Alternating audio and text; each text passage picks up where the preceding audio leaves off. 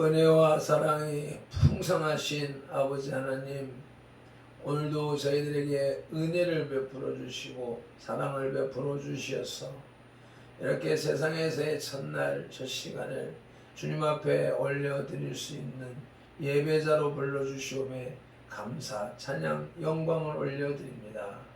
오늘도 주님의 기쁨, 이웃의 자랑이 되는 삶으로 나아갈 수 있도록 성령 하나님 인도하여 주시옵소서. 예배 시작하는 시간입니다.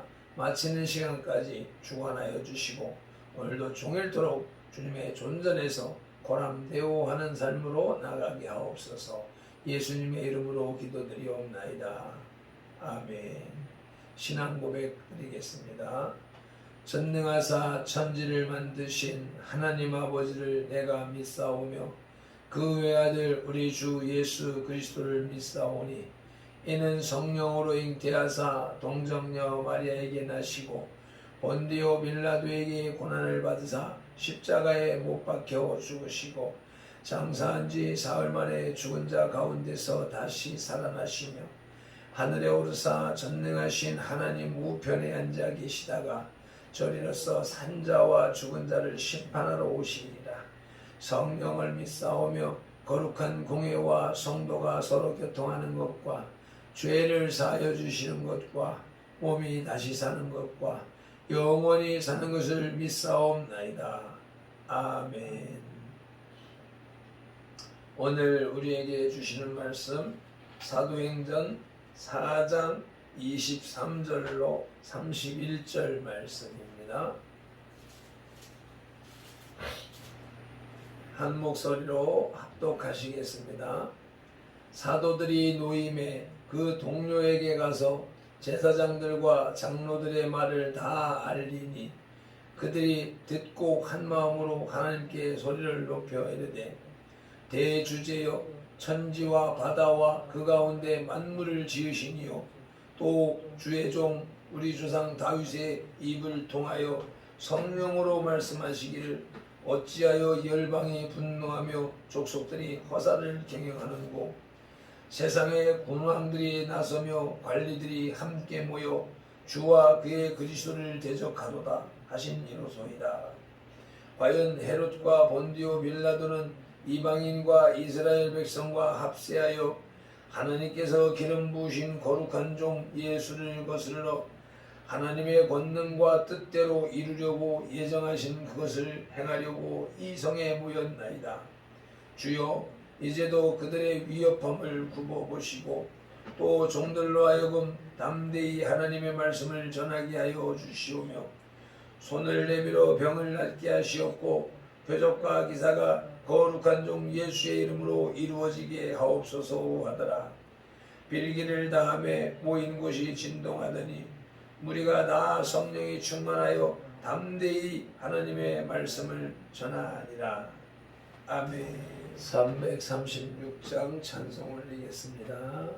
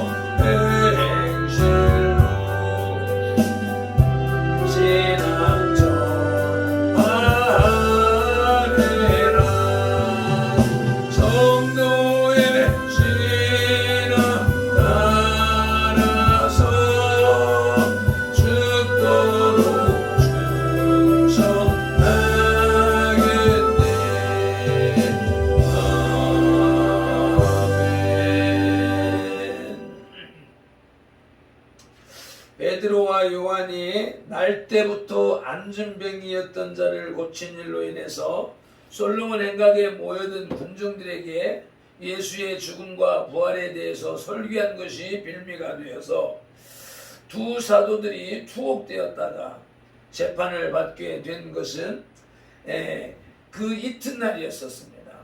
그러나 이들 재판관들은 그 안진뱅이를 일으킨 것을 너희가 십자가에 못 박고 하나님이 죽은 자 가운데서 살리신 나사렛 예수 그리스도의 이름으로 이 사람이 건강하게 되어 너희 앞에 섰느니라고 하는 당당한 베드로의 증언 앞에 사도들을 힐난하는, 사도들을 책망할 말을 찾지 못하였으므로 석방했습니다.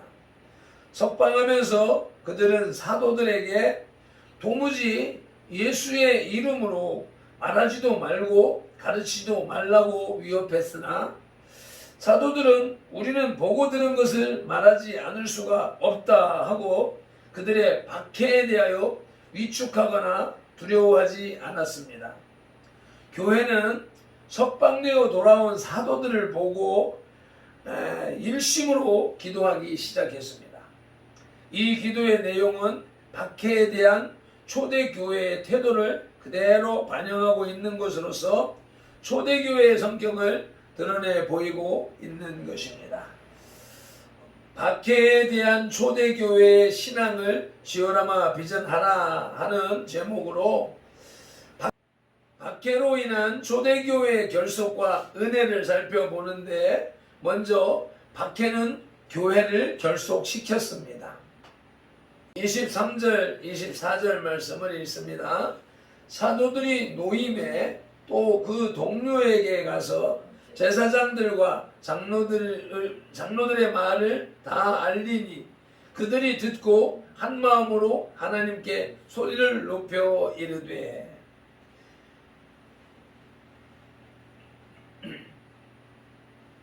베드로와 요한은 석방되자 곧 그들의 공동체인 교회로 돌아왔습니다. 그것은 박해에도 불구하고 초대교회의 결속력을 나타내 주는 것입니다. 여기서 동료라 함은 공동체를 말하고 이는 영적으로 동질성을 가진 무리를 뜻합니다. 그들은 예수를 그리스도 믿는 사람들이며 다 함께 성령의 충만을 받은 사람들입니다. 그러므로 그들은 한 마음이었습니다. 그들은 함께 있든지 떨어져 있든지 언제나 한 마음이었습니다. 그들은 한 마음이 되어 하나님께 기도했습니다. 박해는 더욱 그들을 결속시켰습니다. 교회는 외적 박해가 있을 때에 내적으로 단결하고 정결하게 되지만 외적으로 번성할 때에는 내적 부패와 분열을 가져옵니다. 그것은 교회사에서 나타나는 교훈인 것입니다. 박해로 인한 초대교회의 결속과 은혜에서 두 번째로 박해는 교회의 은혜를 더했습니다. 24절 하반절과 25절 말씀 읽겠습니다. 대주제여 천지와 바다와 그 가운데 만물을 지으신 이시오. 또 주의 종 우리 조상 다윗의 입을 통하여 성령으로 말씀하시기를. 사도들의 보고는 교회로 하여금 한 마음으로 하나님께 기도하게 만들었으며 그들의 믿음을 다윗을 통하여 말씀하신 하나님의 계시에 근거하도록 인도했습니다. 또 성령으로 충만케 하심으로써 응답하셨습니다.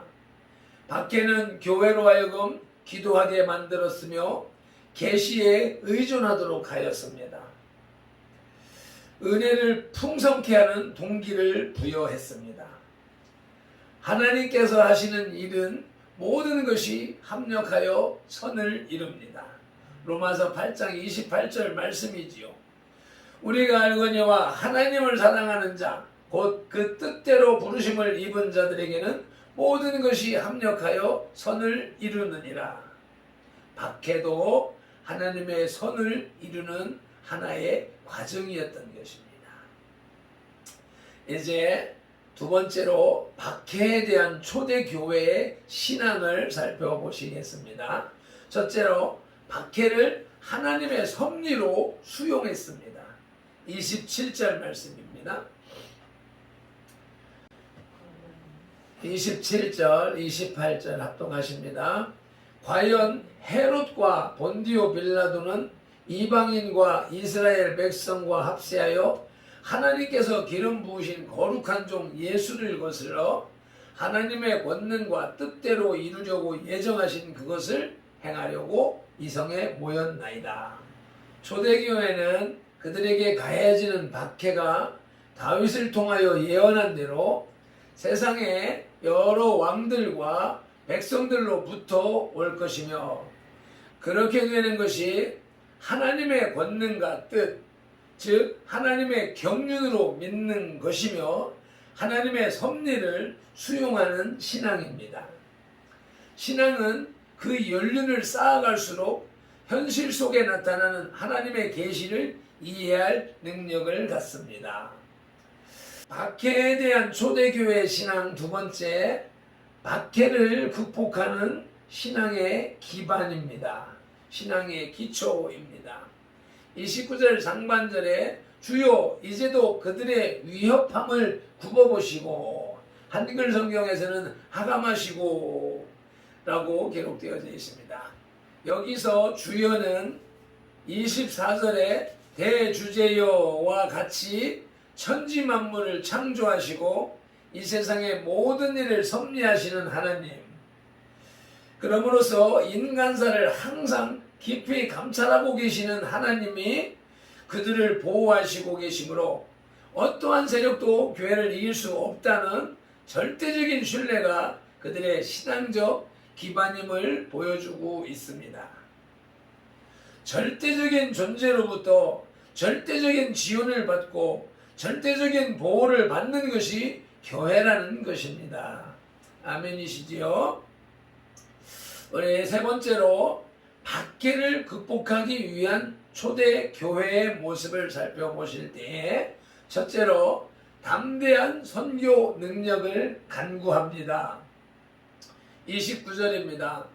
또 종들로 하여금 담대히 하나님의 말씀을 전하게 하여 주시오며 라고 기도하고 있지요. 초대교회의 첫 번째 기도 제목은 담대한 선교였습니다. 이것은 교회의 머리가 되시는 예수 그리스도께서 교회에 주시는 지상 명령입니다. 장애가 있다고, 박해가 있다고 해서 그것을 불이행할 수가 없는 것입니다. 명령은 생명, 피를 요구합니다. 박해를 극복하기 위한 초대교회에는 두 번째로 신유와 표적과 기사를 간구합니다. 30절 말씀입니다. 손을 내밀어 병을 낫게 하시옵고 표적과 기사가 거룩한 종 예수의 이름으로 이루어지게 하옵소서 하더라. 신유와 표적과 기사는 믿음의 열매들입니다. 믿는 사람들에게는 이런 은사들이 주어집니다. 은사는 사역을 위한 신적 능력인 것입니다. 사역을 위하여서 주님이 주시는 연장이요 도구인 것입니다. 마가복음 16장 17절로 18절 말씀에는 믿는 자들에게는 이런 표적이 따르리니 곧 저희가 내 이름으로 귀신을 쫓아내며 새 방언을 말하며 뱀을 집으며 무슨 독을 마실지라도 해를 받지 아니하며 병든 사람에게 손을 얹은 즉 나으리라 하시더라. 주님의 일을 할 수 있도록 주님은 이렇게 이 작업의 도구로서 은사를 주시는 것입니다.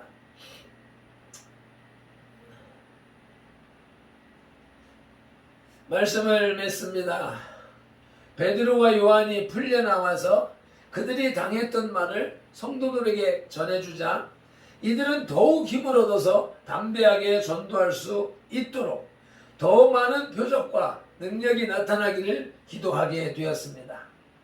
담대히 복음을 전하여 병이 낫고 많은 표적이 예수의 이름으로 이루어지게 해달라는 초대교회 신자들의 기도는 복음 전도를 핵심적이며 모범적인 기도가 될 것입니다. 요즘은 너무 많은 이단자와 광신자들 때문에 병 낫는다는 말을 꺼리는 습관이 있는데, 진실로 성령님께서 역사하는 곳이라면 우리 영혼의 병뿐만이 아니라 육체의 모든 질병도 치유되는 것이 정상인 것입니다. 오늘도 우리 선돌교회에서 그런 역사가 나타나기를 간절히 소망합니다. 기도하시겠습니다. 하나님 아버지, 은혜와 사랑에 감사를 드립니다. 오늘 박해에 대한 초대교회의 신앙을 지오라마 비전했습니다.